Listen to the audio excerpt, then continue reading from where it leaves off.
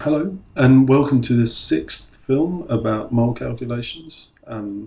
It's about stoichiometry and gases, so it's like the fifth one in that respect, but it's a little bit tougher, and it brings in this formula that you need to know in both year 11 and year 12, even though it's strictly a year 12 topic.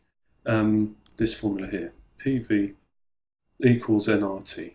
Okay, as I say, it's kind of extension in year 11, but it does come up on tests and exams, so it is worth trying to know it if you can. Okay, so this is the pressure in kilopascals. Oops, can't really write at the moment. So that's the pressure in kilopascals. This is the volume in litres.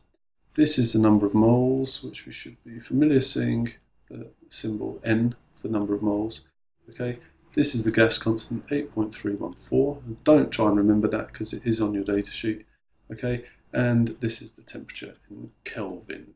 Okay, how do you find the temperature in Kelvin? You take the temperature in degrees centigrade and you add 273.15 to it.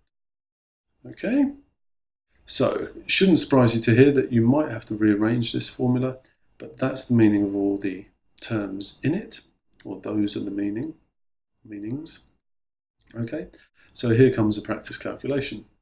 How many litres of water can be made from 55 grams of oxygen and hydrogen at a pressure of this and a temperature of this? Okay, well, let's have a go. How many litres of water? We're being asked to find a volume. Here's our water, here's our oxygen, and we can see, hopefully, in a ratio, stoichiometric ratio, 2 to 1. Okay, so the number of moles of water is related to the number of moles. The volume of water, how do we find that?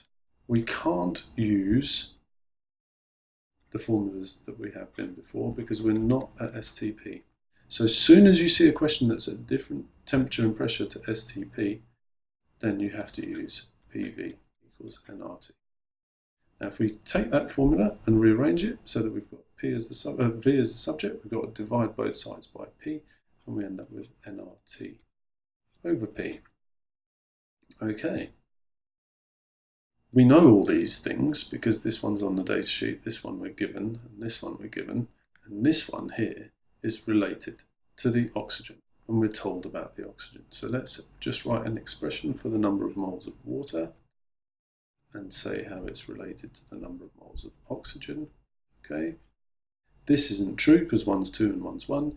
This one's bigger than that one, so the number of moles of water is bigger than the number of moles of oxygen, and it's twice as large. So we multiply the number of moles of oxygen by 2 to get the number of moles of water. Okay? What is the number of moles of oxygen? Well, we know that N equals little m over big M. So that is 55 over 32 for oxygen. And 55 over 32 is 1.72 if we're talking about three significant figures. Okay, so that means that the number of moles of water is twice that. Okay, which is 3. Okay, so we now know the number of moles of water and we can plug that into there. So volume is going to be 3.44 multiplied by 8.314 multiplied by that there plus 273.15. So that's 358.15 Kelvin. And we're going to divide that by the pressure, which is 200 kilopascals. Okay, let's find out what the answer is.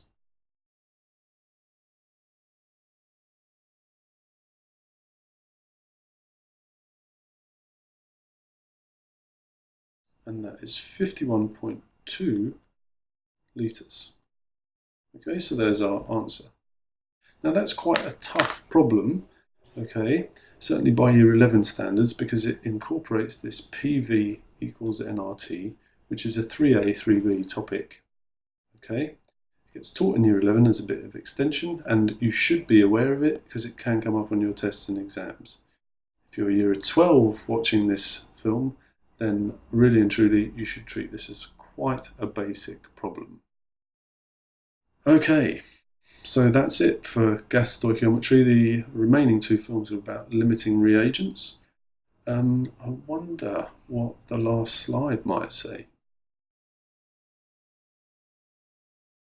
Well, while I'm thinking about it, I might just tell you, just be a little bit careful. If you're doing practice problems with gases, the definition of the molar volume, according to the datasheet, has changed recently.